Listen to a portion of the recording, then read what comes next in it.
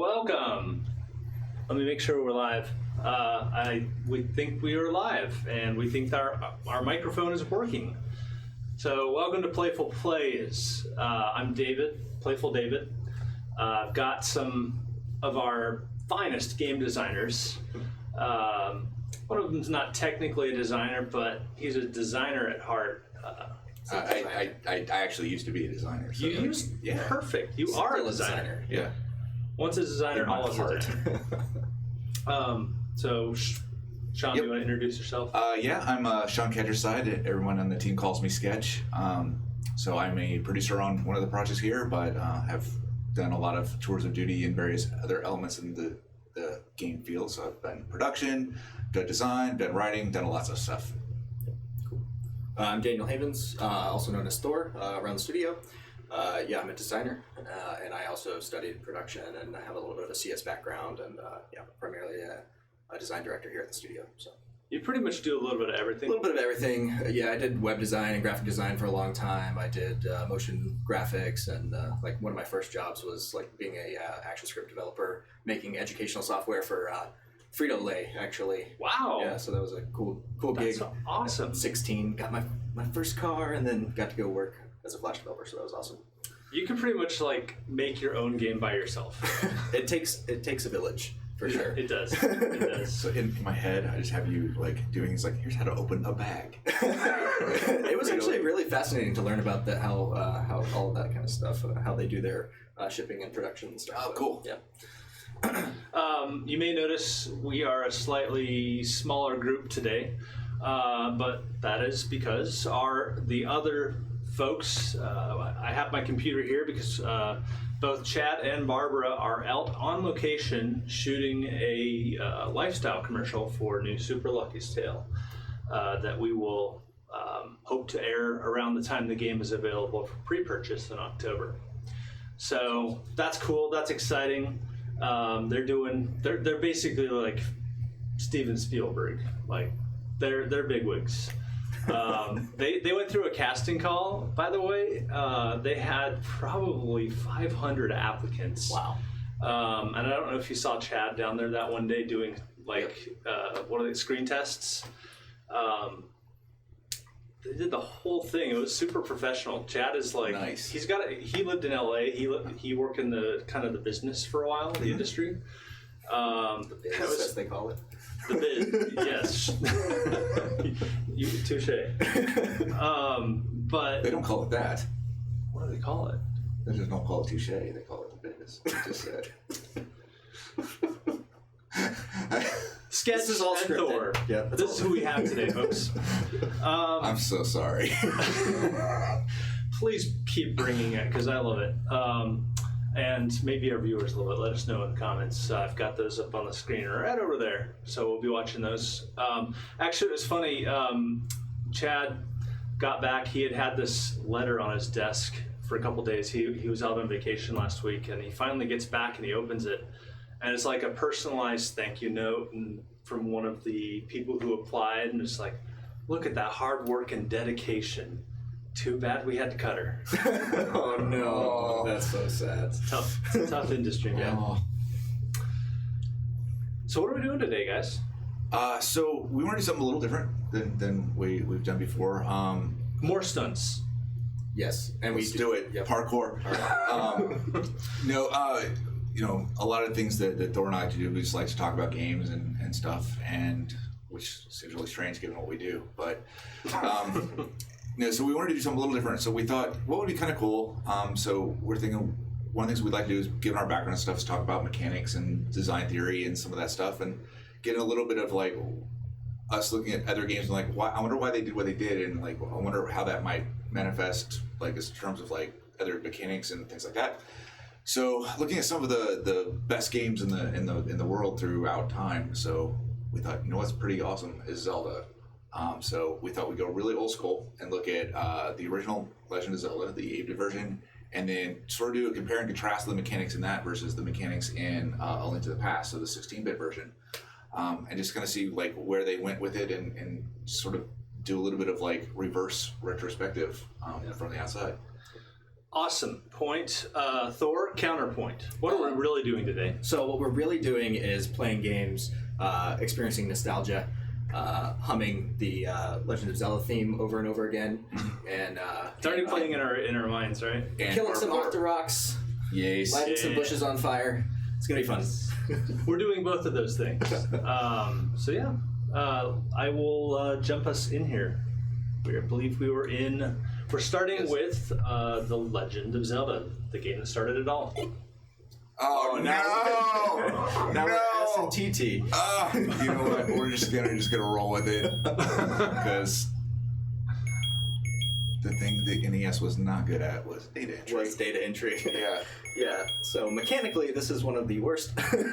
Oh no! I think it's the start button. That's what I thought I hit, but There's gotta be a backspace button, right?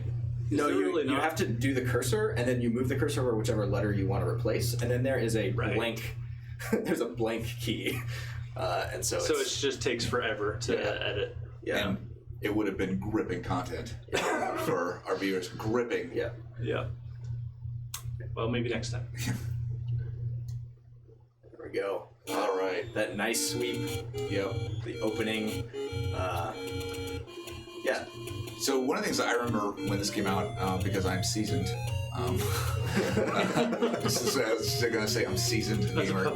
Yeah. You know, a lot of the games in the NES when this came out were really on the side-scrolling side. So you know the constantly moving screen. So the fact that this has this like sweep, you know, screen-to-screen thing was something I hadn't really seen before.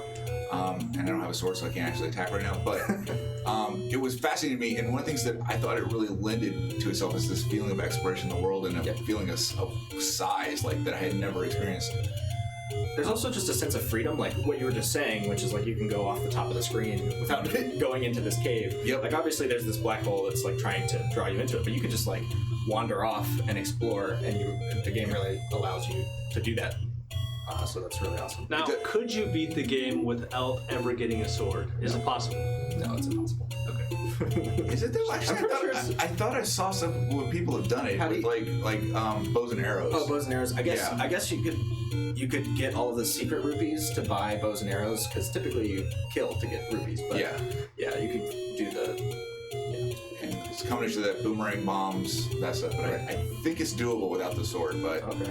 although maybe it's only doable without the master sword. I don't know. That sounds like not fun. Yeah. Well, the Master Sword isn't even in this game. Master Sword was not introduced. Oh, until it's Link to the white. Yeah, Past. it's a white sword. Yeah. Ah. Yeah. Yes. By the way, just I got schooled. Yes. How seasoned you are. I can't quite believe. Well, it's hard to imagine Zelda without the Master Sword. Right? Yeah, Those iconic things. Like if I told you Ganon wasn't in this, you'd be like, "What? Ganon was not in the Zelda game, but he's actually in this game." He is. I just want to give a shout out to the folks watching the stream. Bands 30, Entoland, Strangecraft. You guys are saying hi in chat. Just wanted to say hi back. Welcome. Thank you for joining us. Hey, Cabero on YouTube. It's good. Hey. Good catch. Oh, Cabio. Sorry. Cabio. You'll have to forgive us. Number one, we're awkward game developers, so we will probably talk like, a little bit like this. But also, like our comments are over here and the camera's over here, so we're like, hey. So it's all right. We talk off to this corner. Yeah. We love you guys. One thing I want to call out before I go in here and get the sword, something that is really strong in the design just right off the bat is the eye draw of this thing. Like, you have all these options like, oh, I can go here and go here, so you have this sense of scale, sense of exploration, but you like, there's no doubt where you're supposed to go. You're like, yeah, let me go. Let's go down here. Yep. And one of the most iconic sayings Yes. of all time, right? One of the things that I really like about this game in general is how effective it is at communicating kind of story and direction with just like a line of text inside of a dungeon or a cave. It does it over and over in the game, and it just helps you really quickly get on your adventure. So, Where does he go? well, he just disappears, as all old men. Does he ever reappear in the game? In this game? There's a couple of old men and old women. I don't know if they're technically the same or not, but they're in the same sprite.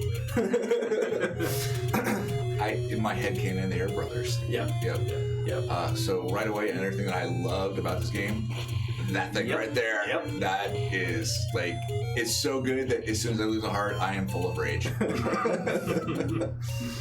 And given that I haven't played this in a long time, it will happen very soon. Yep. The game tends to punish you more and more as you lose life, because when you get down to one heart, it plays that like really ear-piercing alarm sound that just ruins the music. Yep. You know about the one dude on the screen trick, right? The one dude on the screen trick? No. Yeah, so if you go down to just one dude like this, now I'll go back over here, and I come back. Instead of all of them respawning, it's just that one dude. Yeah. Awesome. Brilliant. Yeah.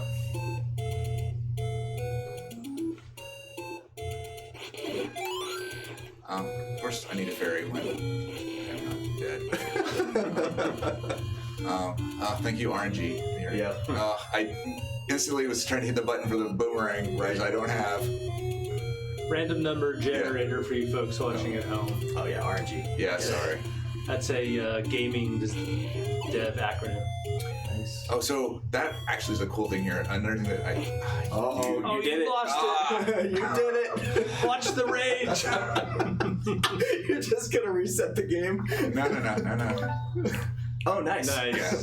There you go. This is a cool feature of the SNES emulator on the Switch. Yep. You can rewind. And I know I'm exposing my soft underbelly of my lack of skills with that, but that's all right. But what I wanted to talk about was the shield mechanic in this. I had never seen anything like that before, and actually a lot of games don't do shields as cool as this, where like it matters if my game's up or down. And for a game of this era, that was really, really cool. Right. Yep. It's actually one of the mechanics that was represented, I think, really well in the latest Breath of the Wild, was the shield parry. Had that same kind of feel. That Zora. That thing, I hate it in the face so much. So much. Yep.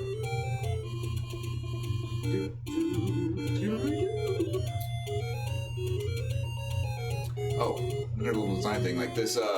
Sort of this foreshadowing here, like, oh, what is this? I want to be able to do something with this. This is cool. Yep.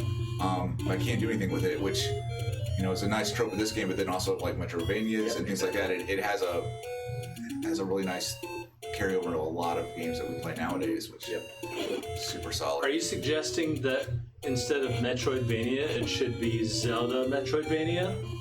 Yes. Okay. Zeldroid Vania. Yes. You're about to play it here in a second. I thought that was the Arkham. I thought it was an Arkham Vania. Oh, Okay. interesting. I'm broken. Yeah. Fun fact: I played this game like really late because it was made in 1986 and I was born in 1992, and so like. Even Link to the Past. Link to the Past was in 91, I think. So even Link to the Past was late, but this was still a fun game even then. Playing it on Game Boy. You're literally sucking life I'm out sorry. of me. Like, just like. Hey, no age shaming. We have all Like I sorts said, of folks. I'm seasoned. in the studio. I am seasoned. You are. More like crotchety old man. One of the classic tropes, recoloring your sprites to show different strengths of creatures. We need to get a heart. That's not going to happen. Strangecraft points out that it was one of the first games to offer an enhanced difficulty version after he beat it. That is very true. And you can actually go straight to it if you name yourself right, but yay. I think if you call yourself Zelda, it warps straight to the second quest, but that's classic slowdown.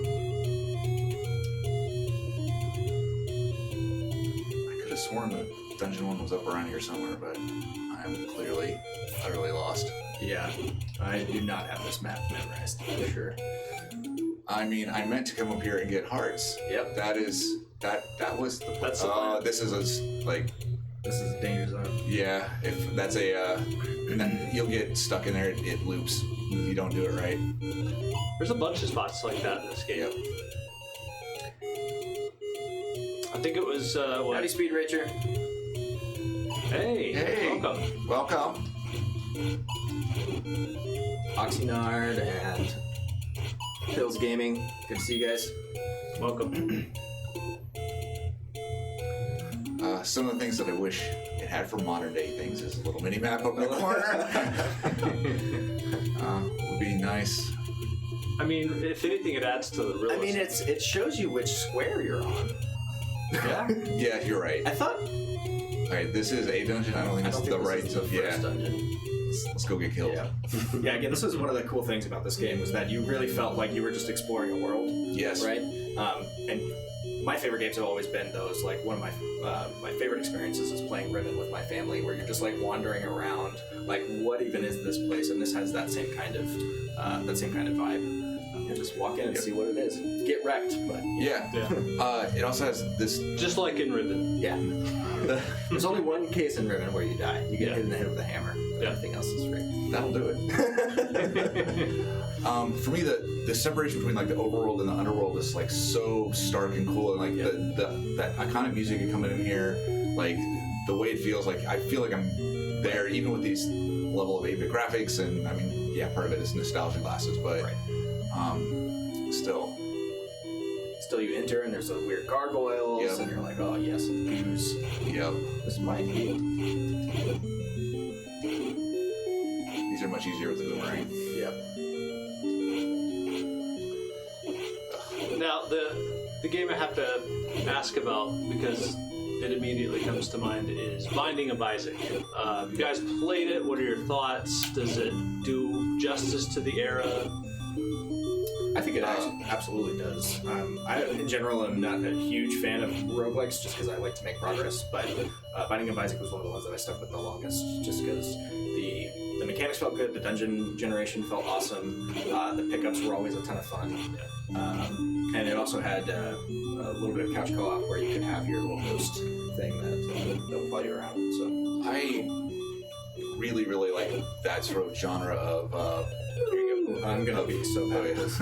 Of sort of modern day games with that 8-bit aesthetic, because you get some of the more modern mechanics and some of the modern design philosophies and design tropes, but you still get that sort of nostalgia feel and things like that. So one of the ones that I played semi-recently that I really enjoyed was the 8-bit Dawn. Where is this? Hit. There you go. Okay, there we go. Cool.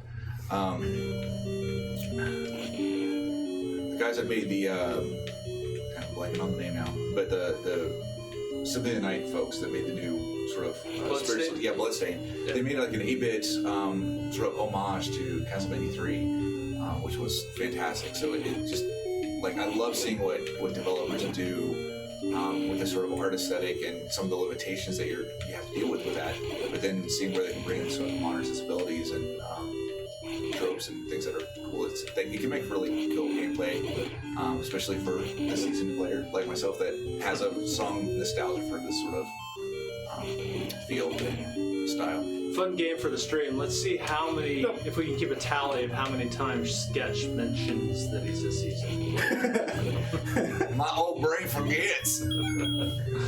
It's all right. No, I totally agree. It's such a fun way to revisit the past, playing those games. And I just picked up Bloodstained a couple weeks ago.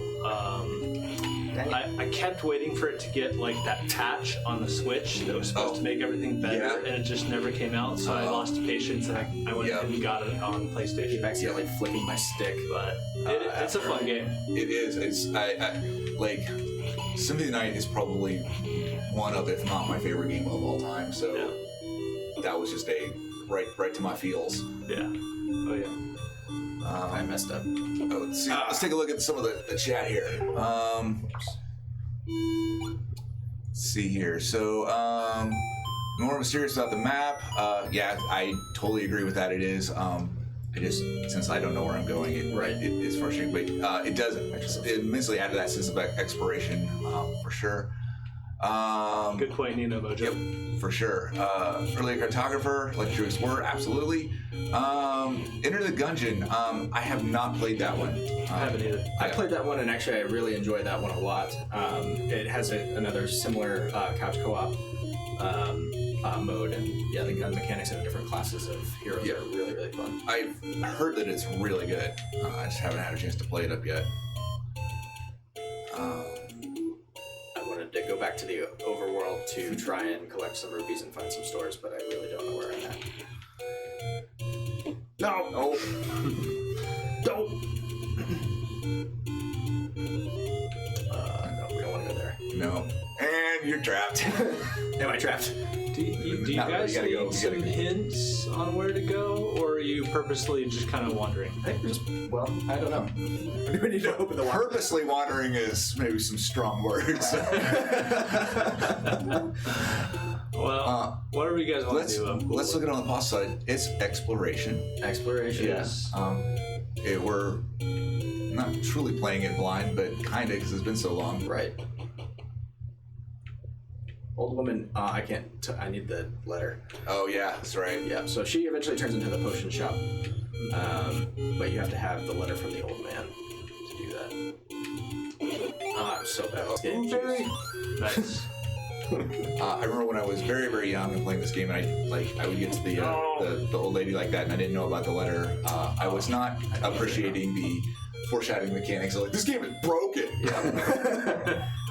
So I realized I should be using the D-pad and not the joystick because I keep accidentally like letting go and flicking the wrong direction. Oh So, Yeah. They need Gotta play rupees. with the D-pad, man. Got 9 rupees. And oh yeah, here's the beautiful bleeping sound. Sorry, chat. Yeah. Oh gosh. Sketch, I'm gonna have to give it back to you, dude. I'm so bad. I'm so bad. Where's the fidelity? I need some force feedback. There's too much lag in this controller.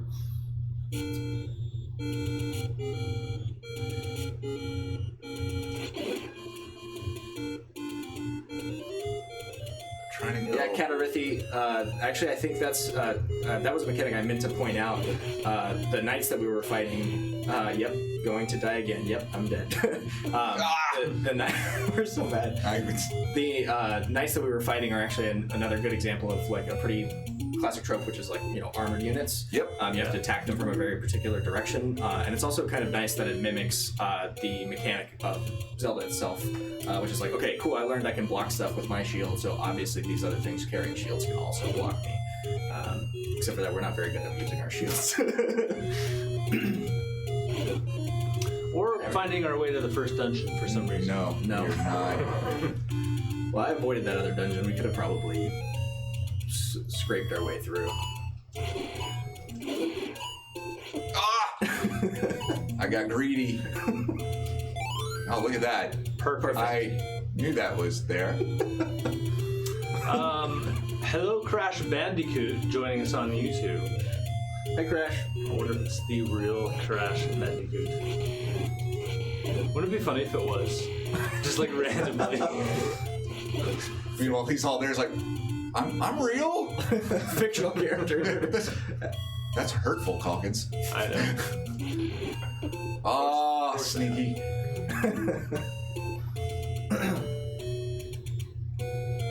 My muscle memory has failed me. Yeah. It's cell G3. You sunk my battleship.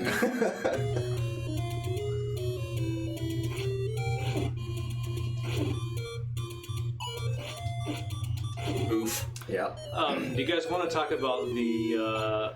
So, obviously, I think you guys are probably more familiar with this than me, but they used the original Legend of Zelda, like some kind of prototype version of it, in developing Breath of the Wild and some of the surprise mechanics. Yeah.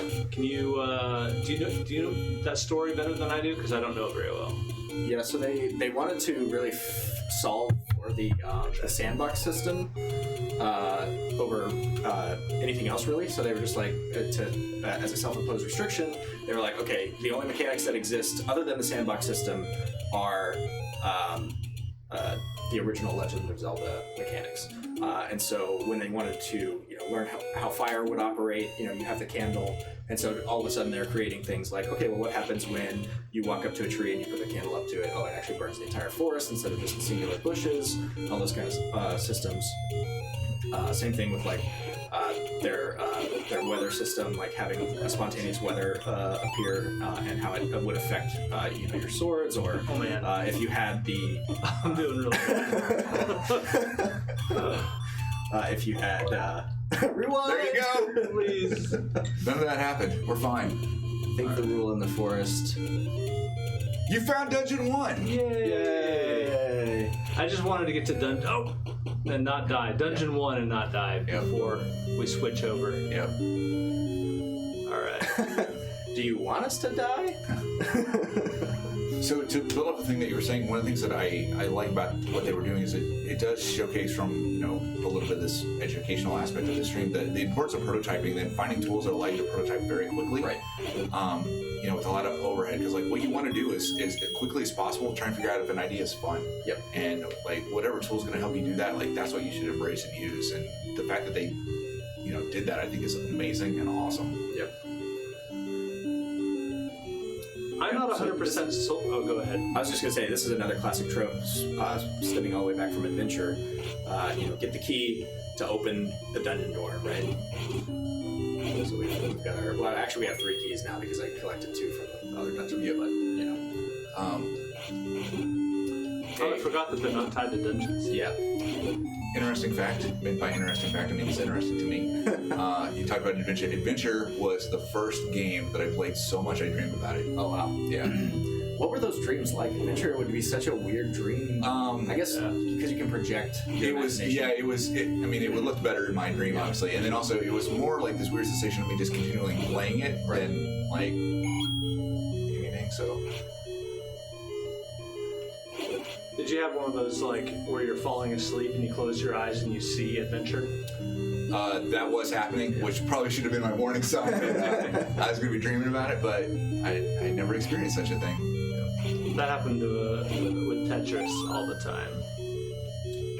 I don't know if I'm sold on the Pro Controller's D-pad. It's kind of not super precise. I think I like the Joy-Cons Joy-Cons. button thing.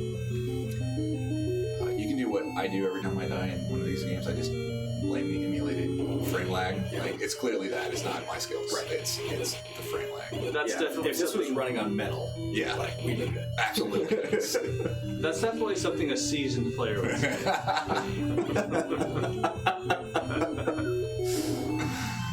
All right, you guys want to switch over? Tell me when. Let's finish this dungeon. Real Yeah, I think Okay. we can finish the dungeon. Yeah, because then the beginning of Link to the Past is actually a dungeon. Yeah. So. I'm gonna go ahead and create a suspend point. For those of you wondering, this is my actual own personal Switch, so I'll be able to pick back up where we left off after the stream.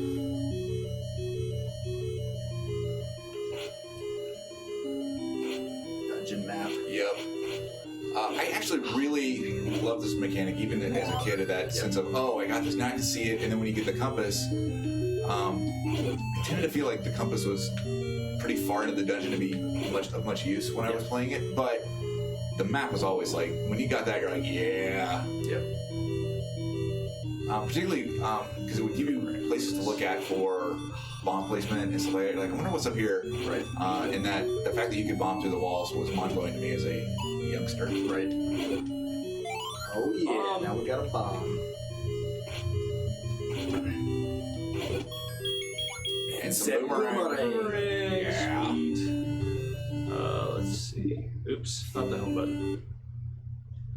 Not that button. There we go. Yeah. Sweet. Those were my favorite parts of. I mean, D-pad.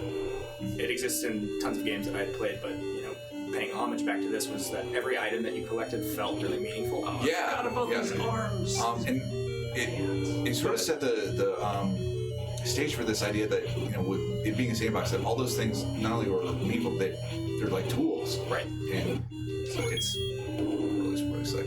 I'm gonna take a look at chat again here. See where we go. This really made me want to play the game again. Hee hee. Thank you, Stains Craft. I don't know. It's so classic. It's so solid. It is a good game. Yep. Link opening the backpack. Like, no, not that. But with the Pro controller, the layout it's not ideal. Like, you know, it.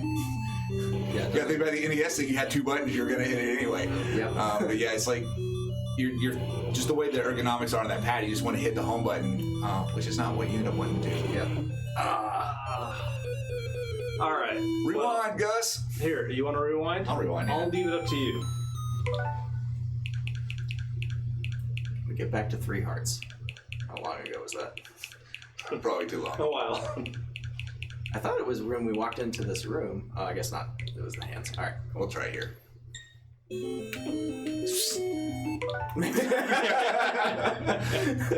I got no shame. Quick. There we go. Back. Uh-oh. It's like his head is the only. The head is the weak spot. But you gotta. Oh. You see there how much better I did than you, David? I did. Yeah. That was impressive. Yeah. I'm glad we have like a record of that preserved on the internet. You want to hang your head in shame? It's okay. I understand.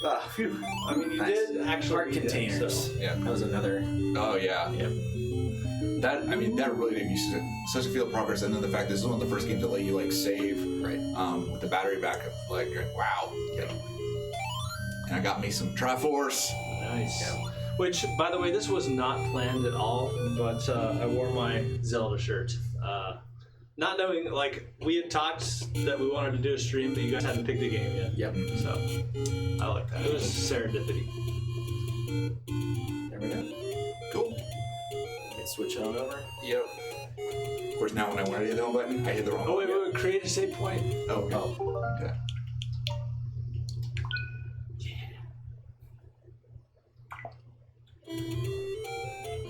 It's funny, every time I've created, like, a save point on one of these old games in the emulators, I never come back.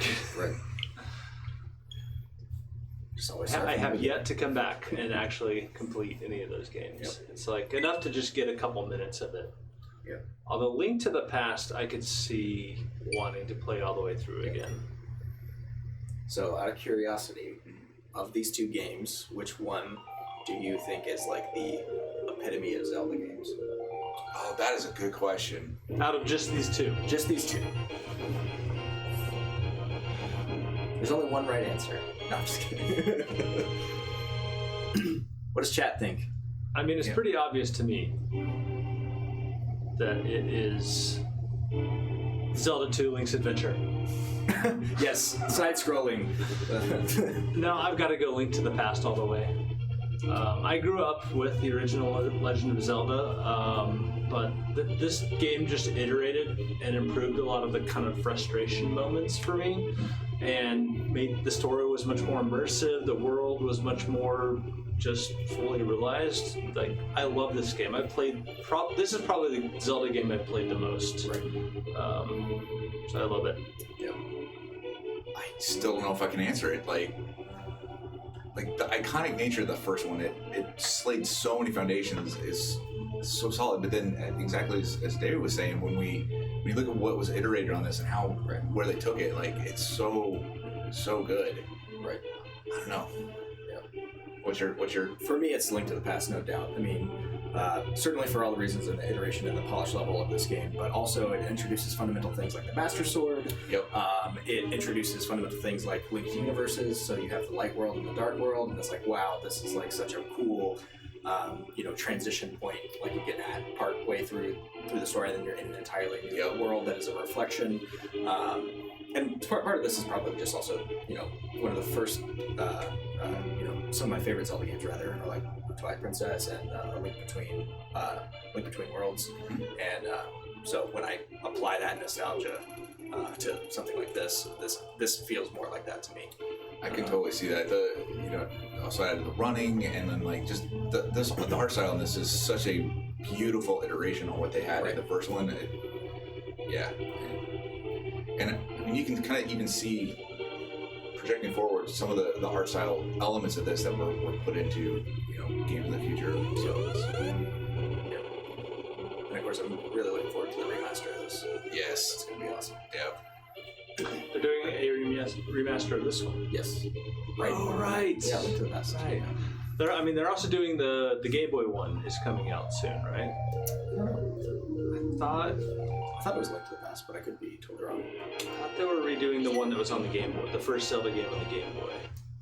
But I could be wrong. That was another thing that you kind of missed from what we were actually talking about this in the very first Legend of Zelda, where you would just stay on the start menu so that you could get more information. That was something that many games did, but doesn't really super exist anymore. Although I say that, and then I think about Super Smash Brothers, for example. If you leave it alone for long enough, it'll start a match and show you kind of those interactions. And it's, The interesting side conversation that came out of that was that manuals. Oh, in fact, games had manuals, and that new manuals smell when you open up a brand new game. And you're just flipping through it. First thing you got to do is read the manuals, and then if it has the note section in the back, you're like, okay, I'm gonna write down all the notes about this game. Reading the manual in the car as you're driving, getting driven home. Oh yeah. I would sneak the manuals in my backpack and read them on the bus on the way There to you school. go. Yep. Good times right there. Yeah. All right, let's get this started. So Shadow Wolf points out that Nintendo made this game harder on the Switch version. The Ether Medallion is now useless in the dungeons, caves with the hidden floors. Interesting. Really? Huh. I wonder why they chose to do that.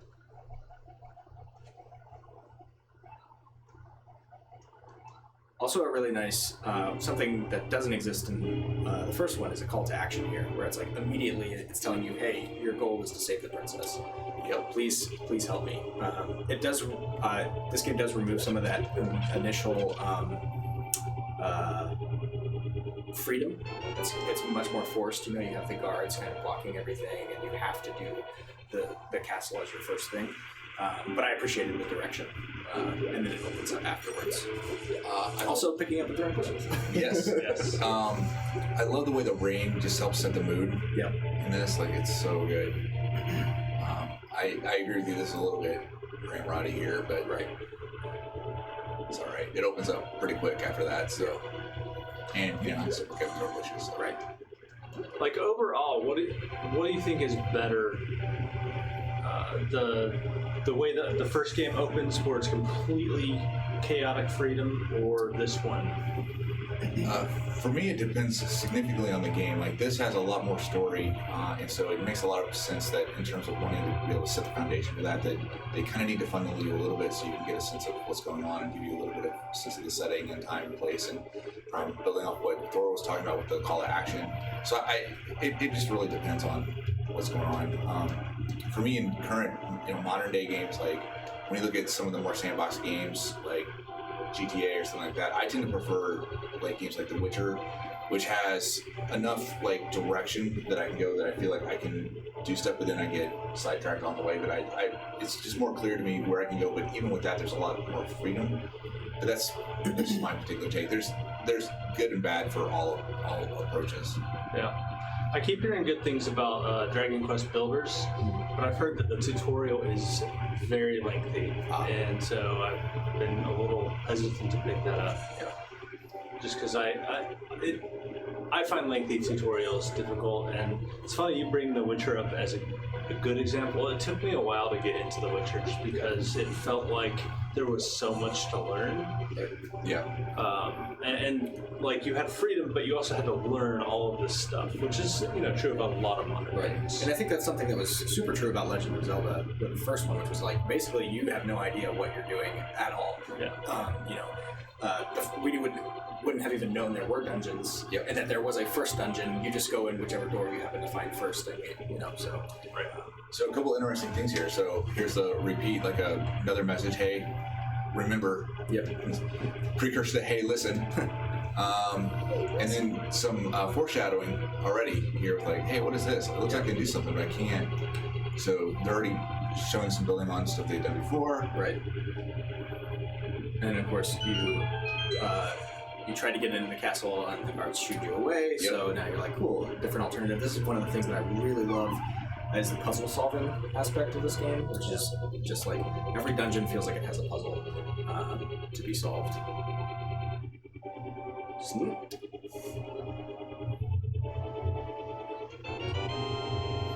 Of course, your uncle gives you the hero sword and the hero shield.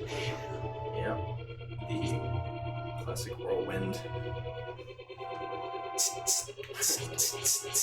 Okay, Shadow Wolf says Link's Awakening is being remade, which is the Game Boy game. Oh, okay. It's For some releasing reason, I this thought Friday. it was. For some reason, I thought it was Link to the Past, but I'm less excited. I'm excited because I played that one and I liked it. Yeah. Although, honestly, I think I preferred that one because I only played that one like once or twice, whereas I played the hell out of this one. So I'm probably gonna pick that one up. And there's just something compelling about mowing the grass. Right. It's just, I agree. I hate doing it in real life, but I hate doing it in real life. There's something oddly satisfying about watching other people mow lawns as you drive past. And Yes. like, he's doing a really good job. Nice lines, man. reminds me a little bit of the mechanic in Mario Sunshine where you clean. Yep. And it just I love scratches that itch so good. That is why that game is like crack to me. Is that the water and the cleaning and the paint. I love cleaning. I do. Hate it in real life, but I like to clean paint in games. I do like that my answer to them not letting me in to the castle is now wholesale slaughter. Yeah. They were right. Don't tell me what to do. I had a bad feeling about you, man. Yeah. With good reason. Okay, so as long as we're asking the big questions, like between this and the original Zelda, which do you prefer? Your favorite Zelda game of all time? Top 3 favorite Zelda games of all time. I'd be curious to hear. Oh. This one's in it.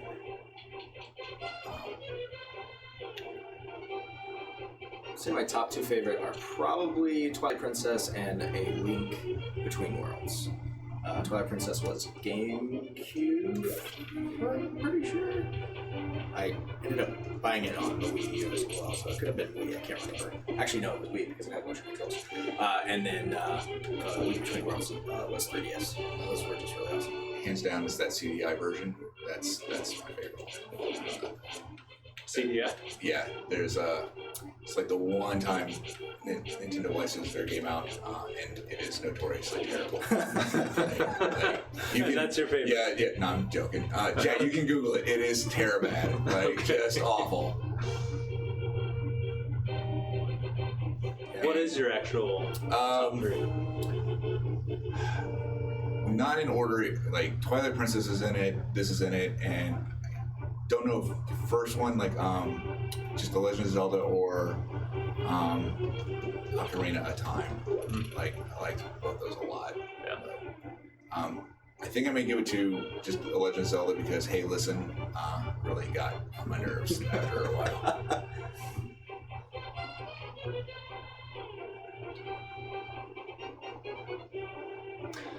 Yeah, I know it's not a popular one, but it's probably the one. This is definitely in my top 3, Link to the Past. I've played a ton of Link's Adventure, the side-scroller. Yep. And I kind of liked it. So I would say the first 3 Zelda games were my favorites. Yeah. And sadly, I didn't get around to some of the... Like, I've never played Twilight Princess. I like Wind Waker quite a bit too. I like Wind Waker. I didn't,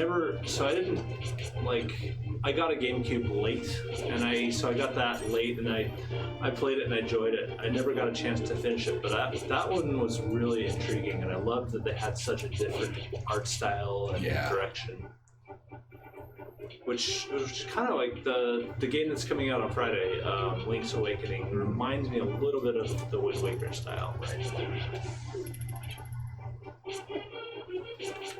One of the things I really liked about Wind Waker is it was such a smart use of art style for the limitations of the system.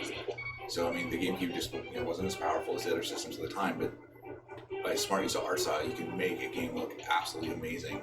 Right. And they certainly pulled that off. And leaning into it, right, instead of just being like, well, it's going to look less good. Yeah.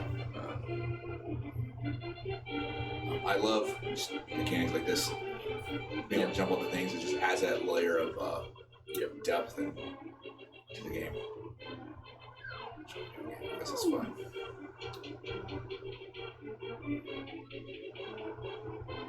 And that's another little nice game sort of design trope thing. If you can have something like this, that's just fun to do because, like, those are great. Yeah. Yeah, it's like eventually, I'm not sure actually which game it was introduced, but the roll for Link, and you're just like always rolling everywhere you go.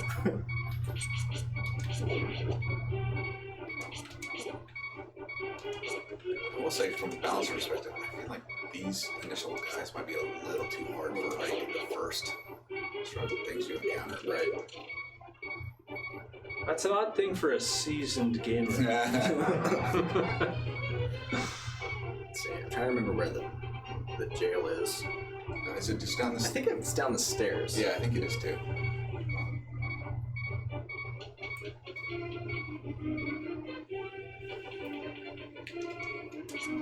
Oh, we don't have a key, or is it in the chest?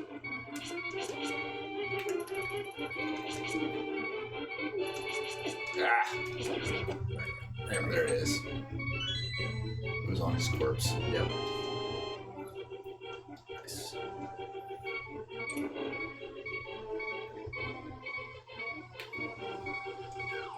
And the lovely beep. Yes. Oh, that's so good. So good.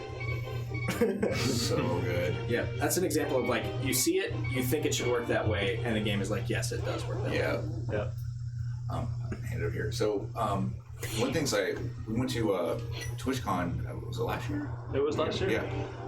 A thing I saw happening while at TwitchCon that I found fascinating, I'd never seen before, was this really interesting like speedrun combo where two players were playing. One person was playing Metroid, and the other person was playing The Legend of Zelda, and it was like a ROM hack. So they had items in each other's game that they would have to give each other. So like you would find Metroid items in Legend of Zelda, and then they would find Zelda items in Metroid. So they were playing back and forth, trying to speed through the game. It was fascinating and it was amazing to watch. Where was that? I missed that. It was on. I think it was on the Games Done Quick channel that was going on at the time. It was. I just happened to check it out. I mean, as you can imagine, I have a soft spot for retro games. So when I saw that, I was like, "Oh, that's cool. What is that?" And I saw what was happening. I was like, "That is so cool." That is awesome. Yeah. Oh, it's already open. I fought him for no reason. Are you guys by chance going to TwitchCon again this year? Don't know. It is next week. Yeah, so probably not. Dang. Yeah. Barbara and I are going, so we'll be there. We'll check it out. Send you some pics. Uh-oh, I messed up. I done messed up. It's TwitchCon's really good. Like you can learn a lot. Yeah. It's really, really exciting. Oh, they're still aggroing me. I mean, that's why we're streaming today, because we all, like, the four of us, three and Barbara, went to TwitchCon together last year and just soaked up so much about the culture.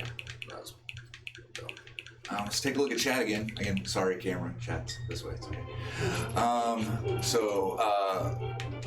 Oops. I cannot read that. So, is that Von's 30? There we go. Band's 30. Yeah. Band's 30, yeah, all right. He had Wind Waker on his GameCube. People didn't like that it was a promised HD version, but it was so fun and the dynamics and the gameplay were just perfect. Yeah, Wind Waker. Yes, the effects look so bright and cute. I totally agree. It's a game I played with my daughter a lot because it was she was super, super young at the time. And it was super bright and cheerful and fun to play with. Shadow Wolf. I love Twilight Princess because I really love the wolves. Yeah. Yep. You are correct. It's also a Shadow Wolf. So yeah. All correct things there. I think that died. Okay, good. That was a nice little sound effect cue there that let me know that thing died, even though it was off screen. So I could kind of make the right decision. Ah, shoot. yeah, I just, again, from putting on my designer hat, there's just a lot to handle with these enemies for a new player. Right. I mean, you have to hit them from a direction. They can block. It's just a lot. It is definitely a lot. And the fact that the game kind of forces you here. Yeah. Right. It is a steep, Oh shoot! No. steep challenge. I went the wrong way.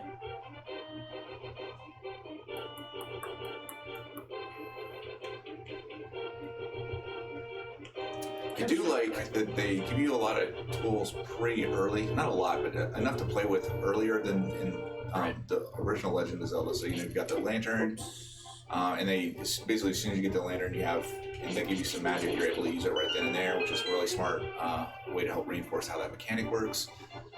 So I like that a lot. That lovely, you achieved your objective Yeah. sound effect. The sound effect that is most ingrained into my synapses is the level up sound from EverQuest. Like that will just forever. Because it happened like once. It just takes so long to level that game.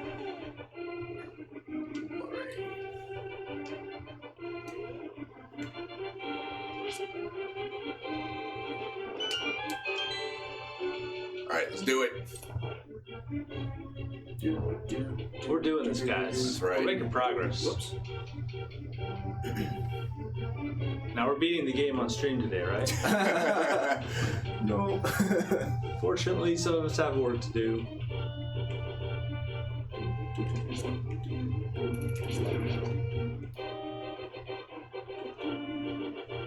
Let's see. So you can actually use these to damage him. It's slightly easier. Nice. Ooh, the master key. Or the big key. The big key. Thank you, Snip. Listen carefully. The wizard is magically controlling all the soldiers. I fear the worst for my father. The wizard is an inhuman fiend with strong magical powers.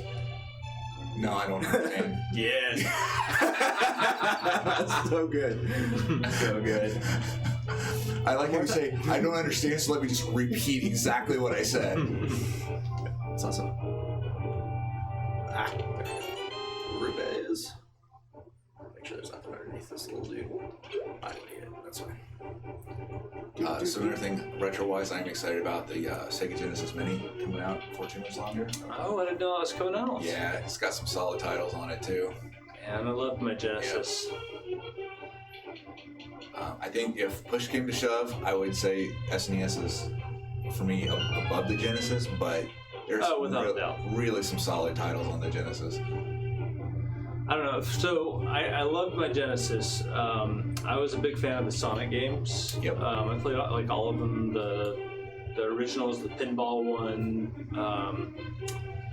They were all fun. I didn't. What were some of the other games you guys, the most iconic games you feel like on the Genesis? So I feel like I missed out because my parents wouldn't buy me every game I wanted. So Those monsters. I know. Yeah, monsters. I'm still dealing with the trauma, by the way. So for me, the Phantasy Star series is huge. Okay. On there. Altered Beast is huge. One of my favorites that is Strider. I had that one. I love Strider. So good. That one's pretty iconic for me. Sega was really strong with the sports titles. So a lot of the NHL and Madden were really good on it. Of course, it had the good version of Mortal Kombat with the blood. Yep. Yes.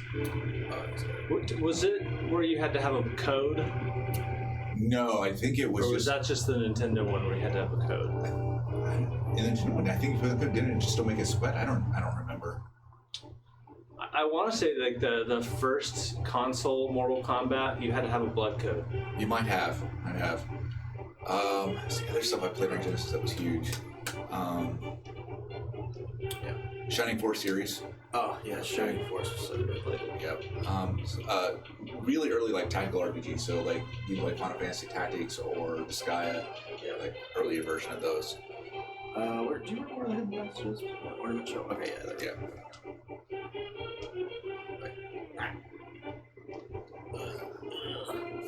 It's that Pro D-pad, isn't it? It is. Try playing Tetris 99 with that D-pad thing. It's impossible. You have to play it with Joy-Cons. Shadow Wolf, thanks for letting me know when pre-purchases might go live for new Super Lucky's Tale. You're welcome. Might as well call that out. That I don't have the exact date because I think we're still trying to. We're in the process of bug squashing and polishing the game, so there's still some variables there. But I believe late October will certainly by the 25th. I think it might have happened sooner than that, but you will be able to pre-purchase. And then, of course, November 8th is the global launch of New Super Lucky's Tale. So looking at this, the use of light here, so good. Yeah, the way it gradually gets brighter. Yeah, it's cool. And then if you're not fast enough, it starts to fade out again. Right. But we don't actually need it, right? Nah, I think you're good. It takes magic to Yeah, you have Yeah, your like the magic bar green up bar. there. Yeah. And that is a universal currency consumed by most of your tools. Whoops. snakes. No! I'm just trying to light this up. Oops. Shoot, I done messed up. Rewind! Let's. You didn't do nothing wrong. Yeah. That was a perfect run. Alright, there we go. Do that so I can actually see what I'm doing here. Oops, I still got hit by one. It's fine. Oh my gosh. Hate snakes! Why did it have to be snakes? Embodying some Indiana Jones. Okay, so let me throw a designery question out there. You guys have already pointed out the difficulty might be a little too high on the initial mobs. If you were redesigning this game, like a remaster of this game, are there any other things you would like to improve or iterate on? Oh, that's a good question. I have to think on that a little bit. Whoops.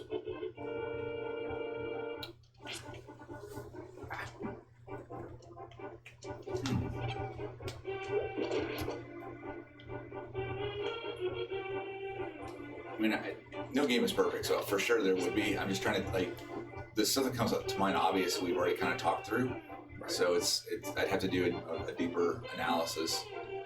Yeah, it's kind of hard to remember everything in the game Yeah. when it's been a while. Right. Oh wait, no, this is the. Yeah.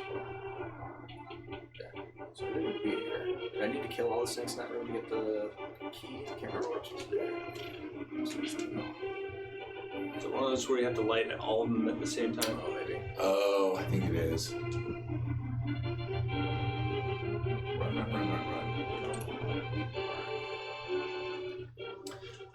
I remember I think it was Dungeon 6 in this game, the ice one, being particularly grueling. Just because the slipperiness factor was over the top. Right.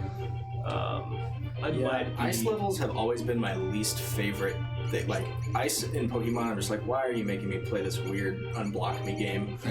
Yeah. Oops. Yeah, when it comes to like Mario, ice and water levels are like my least favorite. Yeah. I mean, ice is also incredibly annoying in real life too, so I guess, good job embodying reality. I mean, I guess video games are supposed to be magical. Right. Other world. Just saying. Alright, so I just avoid everything. Oh, there's a bat in the window. Shadow Wolf says that would be Dungeon 5, not 6. So Okay, I stand corrected. your seasoning is showing like Thank mine. Yep. I think the biggest thing for me is not having a ton of creatures that are one shot, Yeah. which is really satisfying in the original. Yeah. It's just like, nah, you just swipe it and then it's gone. Like that. That's what you want right there. You would have more one-shot creatures. Yeah, more fodder. I agree. I think that's a good call out.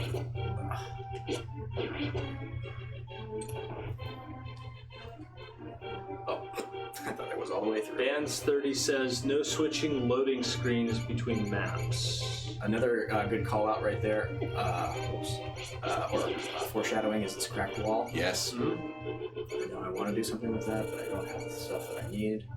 The other thing I like about that too is it's foreshadowing in its purest sense, in that like you wouldn't have had to play the original Zelda to right look at that and be like, oh, I bet something happens there. Right.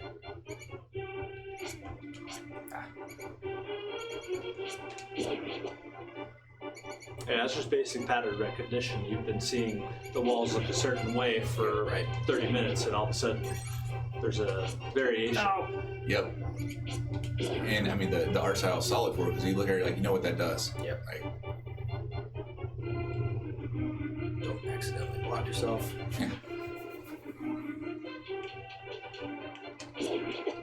Oops. I need a heart here soon.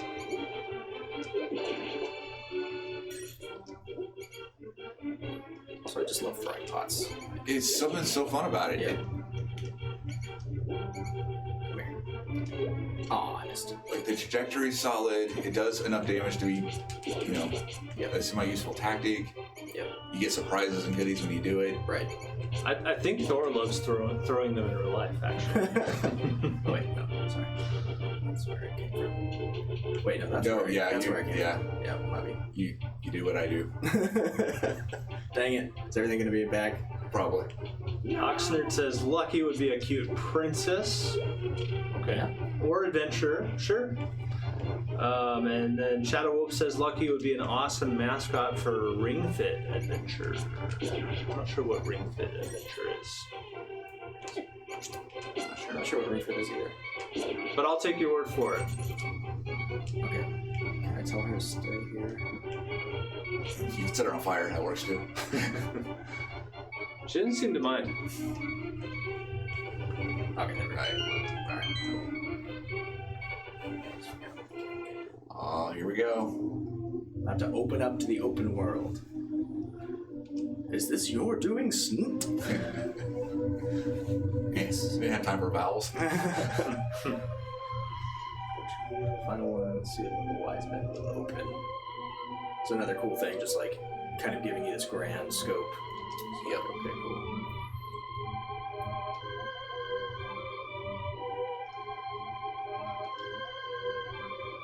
So looking at sort of design stuff, like one of the things that I like, this first opening dungeon might be a little long for a first thing. Yep. But it does give you like a lot of different sort of tile sets, and like gives you a sense of the scope of what you're gonna play. So and from that side of it, it does really work. Right. Yes. Try to open the chest, bro. Rocky Star on YouTube is asking, do you make updates in Creativerse? Rocky, you might want to check out the stream we did, I believe it was on Monday. They had the producer, Barbara was there, and the games designer was there, talking about a whole bunch of cool stuff, including fully paintable blocks. They mentioned that they're working on a creative mode, and there's a bunch of other cool stuff in there. So if you want to scroll back through our other streams, I think that one might actually just be on Twitch, not on YouTube. So head over to our twitch.tv/playfulcorp channel, and you can find that video. For they showed off a ton of cool stuff that's coming up soon. Hide around the tree.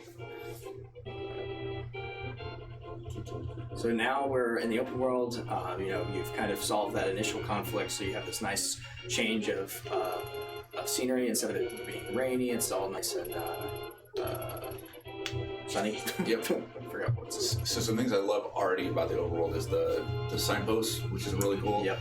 And then the sense of scale that's like you got a little bit already just in The Legend of Zelda, but then here where you're essentially your same screens, but they're scrolled. Right. So it just increases that sense of exploration and depth and size and epicness. Hello, Mr. Creativerse. Thank you for joining us. Always nice to have you drop by, as well as the rest of you guys.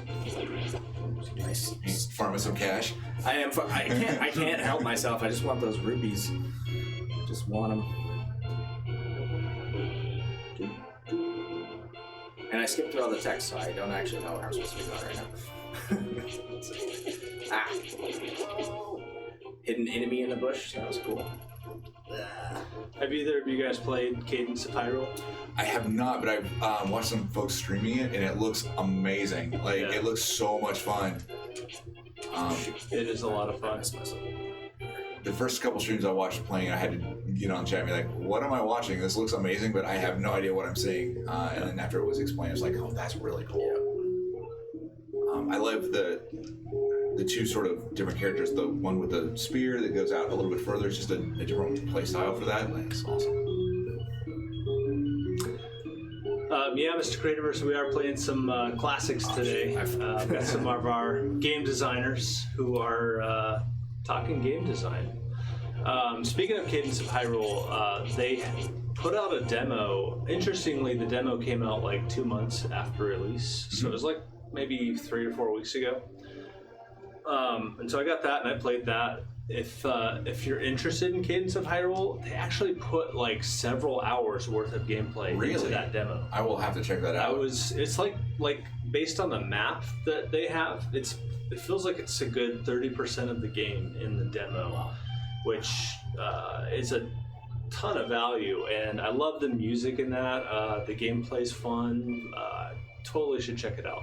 Yep. In fact, we could switch over to that right now if you guys want to. Sure.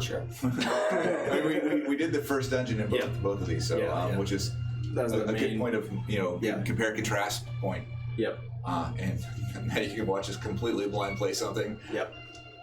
Why not? Yeah. I like the it. one thing I want to mention right there is that this is the first mention that you ever hear of the Master Sword, and it's There you like, go. wait a second, what is this? Yeah. And it kind of sets you up for the rest of the game, like this mythic Excalibur-like sword, and it's really awesome. Let's see. You want me to make a Home screen. Home button. Did you want me to make a Oh, no, I mean, if you want to. create a spin point? I'll probably end up moving back. All right. Home screen. Nope. Now I'm always hitting the plus button instead of hitting the home screen. You're going to need to go into the expanded, all the way that way. All the way. Okay.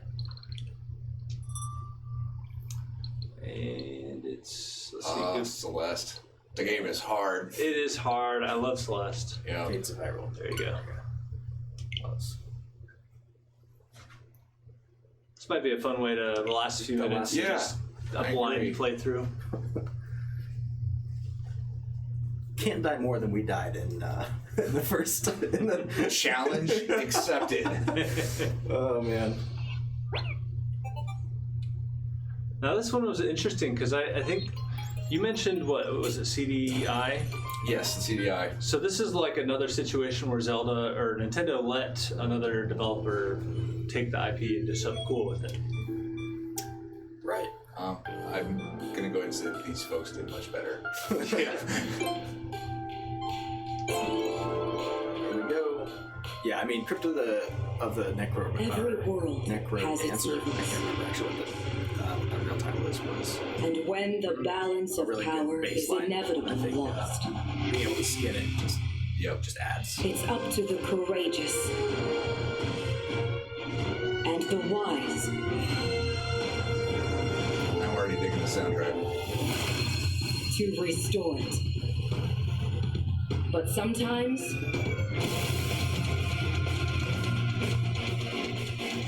Sometimes they what? need a little extra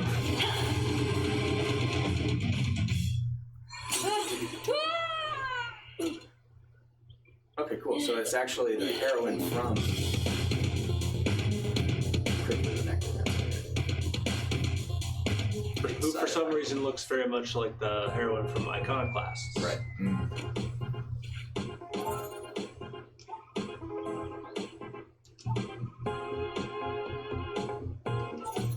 Trill.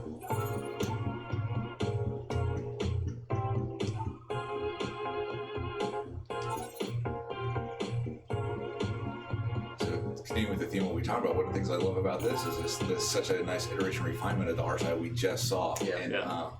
A Link to the Past. Yep. Maybe if you bump into the Sheikah stones, it'll open the door. So that was pretty So for Breath of the Wild, where you had to put your Sheikah Slate into the thing, I just keep referring it to as the high pad for Hyrule. Yep. That's awesome. I like iPad. It's a good name now. That is forever the name of it for me. Find something to get past it. I'm stoned. Mr. Creativer says, don't know if you heard we're building a theme park on Camp Creativerse, and all the rides are going to be named after the team there at Playful Studios. That's really cool, man. That is cool. Yeah, we'll have to check that out. I'm sure Barbara knows, but yeah, I'll hit her up when she's done with this commercial shoot that they're at today, and see if she has any recommendations on where to go. But that's cool. Another sense, of depth here. I was able to push this stone and actually jump up on it, and now up to the top. And then you have the double push off. Whoa, it's really cool.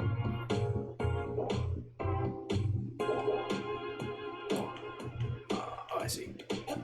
And I was up here. I solved the puzzle without solving the puzzle. Oh, interesting. Okay. Oh, nope.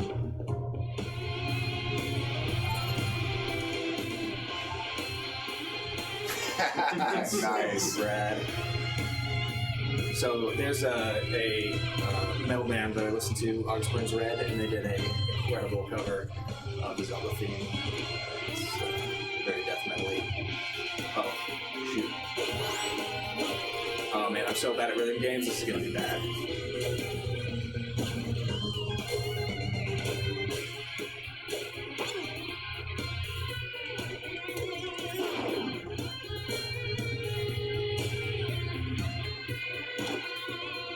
It's a really nice, simple mechanic there, though. Yeah. And I like their track, and it's just, I'm attacking by just moving, which is really nice.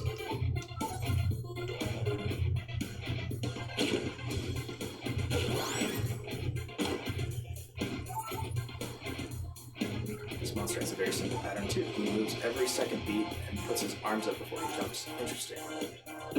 Ah, I see. Oh man. That anim is rad. Like his little hands up. Like, Yep. That was good. Yeah, it's a nice simple read there too that even though I'm terrible at rhythm games, I was able to. Oh, power up, cool. Nice, so now I've got a broad swooping attack. That's really cool.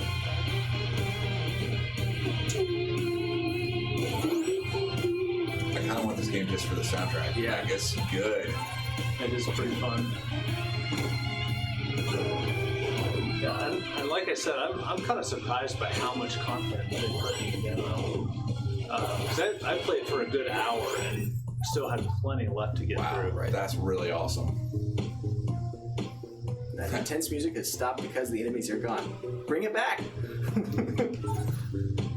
So now I can just move freely, so I don't have to move with the beat. I got my shovel, and now I can dig through the sand.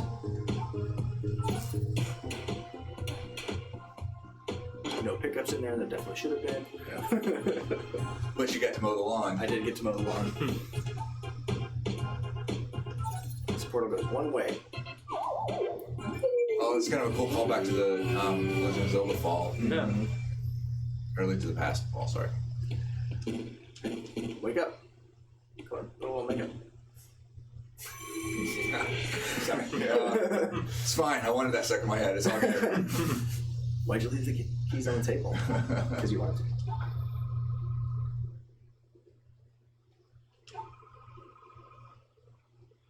Friends of Hyrule. Cool. So now What do you do to change your get the icons up there at the top? Is that like trigger keys to swap your it doesn't look like, I think the actions are all automatic. Like they're all contextual. Oh, so it's just like your inventory kind of. Yeah, exactly. So it's like as soon as I walked up to a bush, to the stump, and then I hit the action button, it burnt it. But then when it was the sand, it was the same button. Oh shit.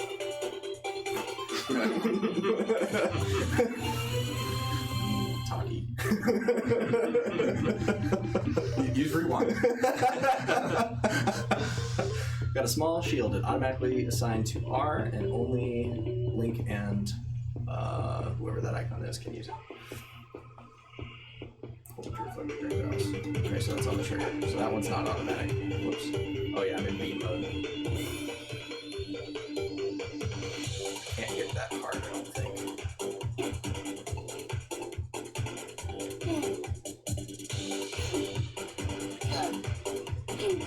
I don't think this is gonna work the way that I want it to. No.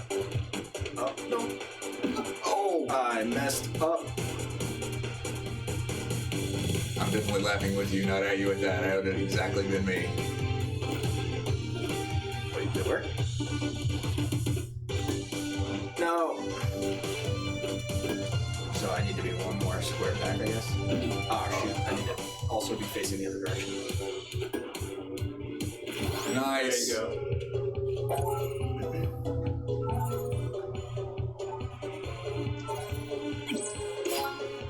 Now we got a sword. Alright. Oh wait, everything's dead, so I can move. I suppose that's it. Take this shovel. I thought I just picked up a shovel.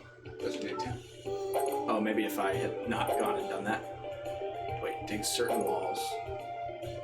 Oh, that's the same thing. I'm just swapping. There must be different types of shovels.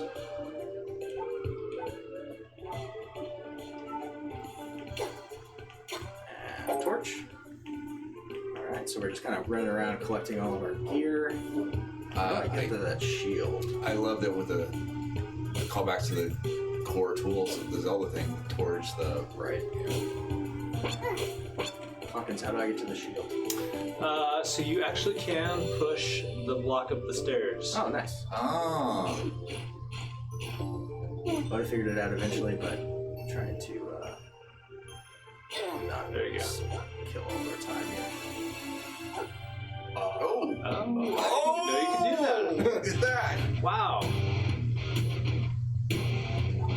Interesting.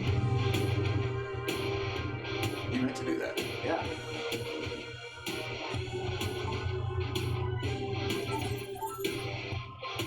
Chest has a timer to unlock the chest, defeat the enemies before the time expires. And it looks like you've gotten to one of the harder areas. Oh, good. This is what I wanted. Yeah. Well, it's interesting because there's a little bit of a rogue-like element to this game where it stays the same, it's persistent, but you lose like some kinds of items every time you die. So like each playthrough is like, okay, I've got to get these things again. It's an interesting mechanic. No! Oh, it was so close. There we go. Oh, you almost had it, man. I know. The diamonds are the things you keep. I think you lose your rupees every time you die. Sheikah Stone. Get some healths. Thank you. This is cool. I feel like I'm exploring in a pretty open world, and then there's these like nice little combat moments. The longer you, without missing a beat, you take the damage, the more power is stored in the beat indicator. Keep your streak going, and if you drop more diamonds, you'll regain stamina quickly. Okay, I'm gonna be terrible at that, so. So one of the things I like about this, just from analyzing it from a design perspective, is like you can look at this and see how this mechanic works, and see how the skill aspect is so important, and like you can see where you're gonna get better. Right. Like just looking at it, like yeah, when I stop being terrible. It's cool. The water actually takes multiple steps to go through, so like I have to hit it twice. Oh wow. So like 1, 2, 1, 2, 1, 2.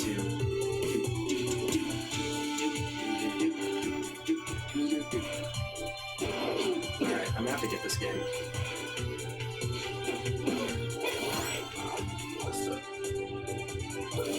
Nice. Yeah, this is fun. And for it to be such a simple mechanism too, like to have so much, this is really nice elegance in design. Yeah. It's it's a really elegant input mechanic, but it has so much variety. Like just learning all of the patterns of the different creatures, like learning exactly where I need to be to reflect the Octorok so that it hits at the right time. Like a lot of variety. And Bobby. A lot of variety in a very short period of time. This is still all the demo? This is still the really, demo. wow, Yeah. this is really impressive. Can you open the map real fast? I think it's the start. Oops, nope, that's not button. It's your inventory. The map is L. Wow.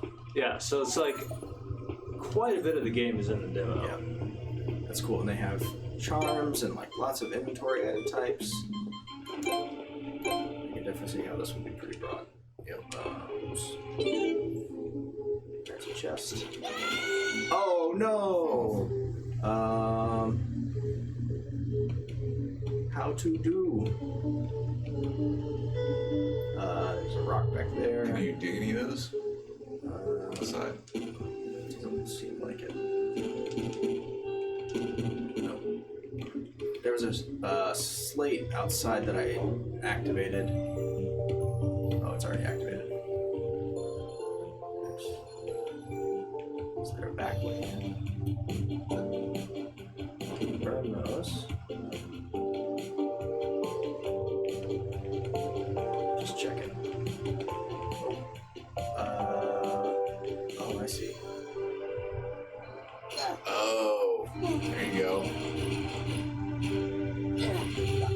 Oh, did I not go in? Dang it. I thought I was being smart. Oops.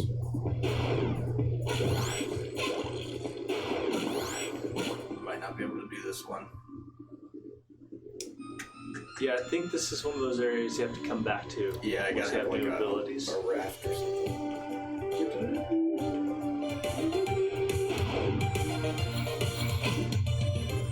Oops.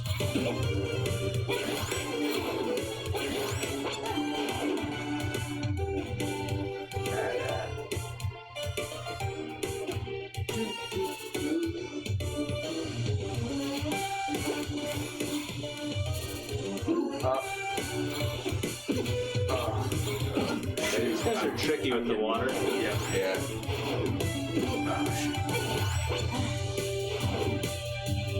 This distance. No. Yeah.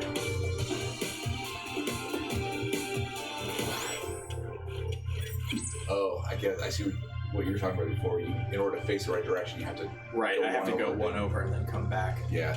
Whoops. Maybe rupees do I have? Not enough for either of those. Oh, look, there's a snorkel. That's what I need. Yep.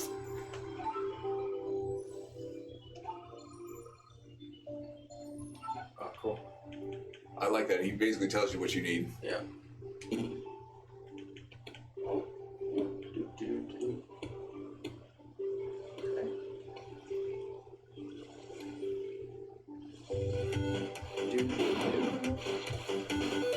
I wonder what that scroll is. Oops. I was feeling the beat and then I lost it.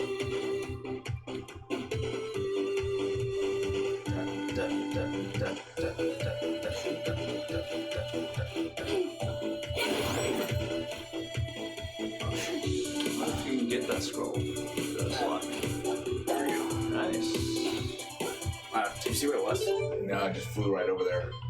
Scroll of Enchant Weapon. Assigned to A, B, X, Y. Temporarily increases your damage dealt by 1. One use only. Oh. I hit B to go back. And then So I will admit, I'm one of those players that just hoards all my power-ups like that. Like, I would finish the game with like 99 of those. Oh, I'm guilty of that. I do that all the time. dang it, I'm in a hard spot here. I think I'm feeling that a ton in Bloodstained. Oh, Because there's just so many items in that game. Not just with the power-ups, but with like the weapons. There are a ton of weapons, and I kind of just stick to like my favorite 5. Yeah. As you're moving around, you can switch to fixed beat mode to make things a little easier.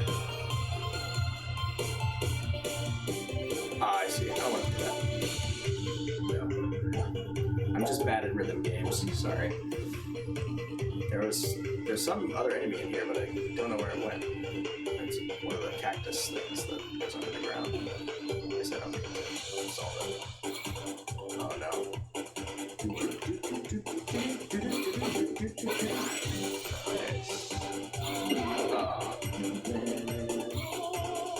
Their impact effects are really good. Like you feel it. Like to me, just even watching you when you hit, like Yeah, there's a really there's that really nice camera shake right there. yeah.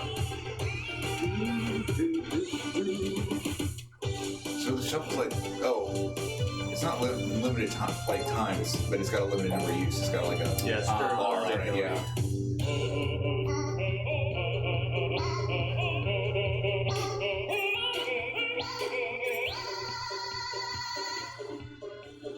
Yeah, I think if you buy these things, those are permanent. Like if you get that snorkel, you keep it if you die. Cross gaps, ignore ice, wait up, and then a treasure chest with something random in it, assume. So there's an Octorock right here. Come back. He's shy.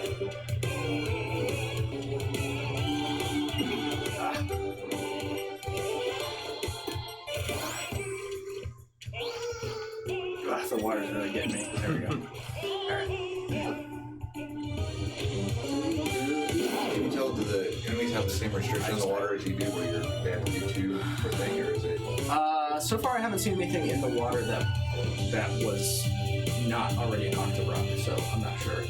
Or I wasn't paying attention at least. You're badly hurt, but don't worry, it looks like the fates are watching over you. Okay, so when I hit continue, now I've lost some stuff. You have left some fragile gear and rupees behind you, but you still have the rest of your items.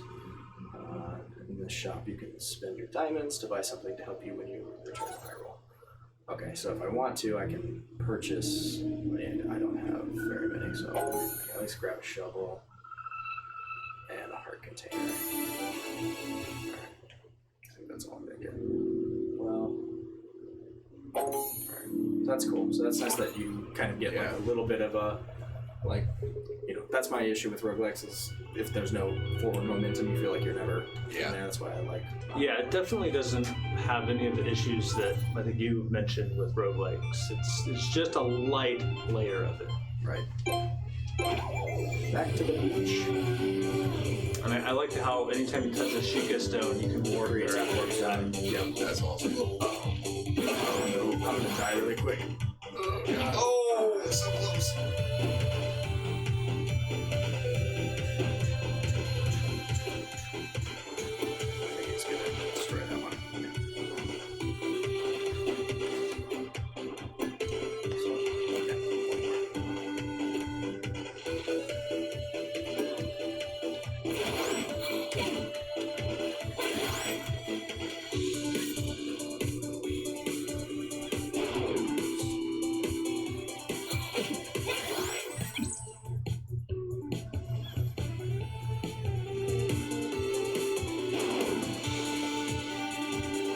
So one thing is I don't actually really know what my objective is, but I don't really even care. I just want to like fight these things. I guess I want to level up and so these areas have the same scrolls that were there previously. Is it always that way, or you know? I think those might be the like temporary items that you can use them once, and when you die, you can use them. Right. Oh, wait. I thought I killed everything. Oh, this is that same the cactus thing that goes under the ground somewhere. There it is.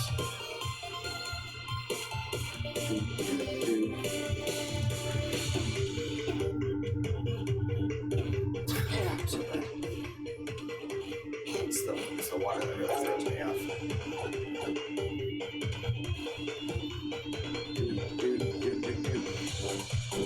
Oh, nice. Oh, cool. Now we're back here.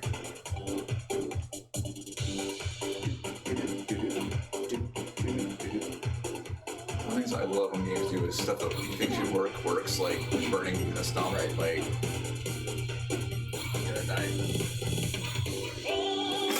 run away. This opera track is lit. Shoot. I was looking for some health. Looking for some health here. Oh, there's some bushes.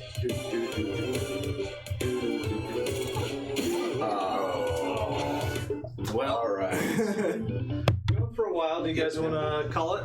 Yeah, I think that's probably a good place. Yeah. I feel like I got to explore quite a bit of that. I didn't think that the demo was going to go on that long. I figured Yeah. it was like a level. Yeah, that's awesome. impressive. But yeah, that's Cadence of Hyrule. That's the demo. It's free on the eShop, so check it out. Cool. Awesome. Well, thank you guys so much for joining us today. Thank Thanks you. for having us. Thank you, Chad, for sitting with us while we are awkward robotic designer people talking. Yep. Appreciate Yeah, it. hopefully that was fun, and let us know what you'd like to see done differently or better. And, Yep. Yeah. Yeah. It looks like we did get one question on YouTube. Okay. Do you want to take that one, Thor? Hold on. When will creators get leaf decay? Leaf decay. That's not- Man, that question is as old as the game itself. Yeah. Yeah. Yep. Our problem with it was always it's so difficult to know whether it's actually like people build with leaves and stuff. So it's difficult to know if you can actually dissolve leaves that are disconnected from trees. So That and the fact that there's a lot of canopy that's just connected. It's all and if you connected. cut a trunk, it'll Yep. just wipe down an entire forest. Yep. Exactly. But yeah, thank you guys so much for joining us. We went a little long, but we had some fun. Checked out 3 games on Yeah. stream, Yep. and I really appreciated getting to have you guys on here and just It talk was so design. much fun. Yeah, we nerd out about it a little bit, but I mean it's our passion, and it's for me it was an interesting challenge to both play and then flip my brain in and out of that lens. Right. Yeah. Sometimes I did better than others. Sometimes the games are just so good, you just start falling into I'm just playing the game. Exactly. All right, well, guys, we will see you here next week for another Playful Plays. May have some new folks, some new games. We'll just have to see. See you guys. See you guys.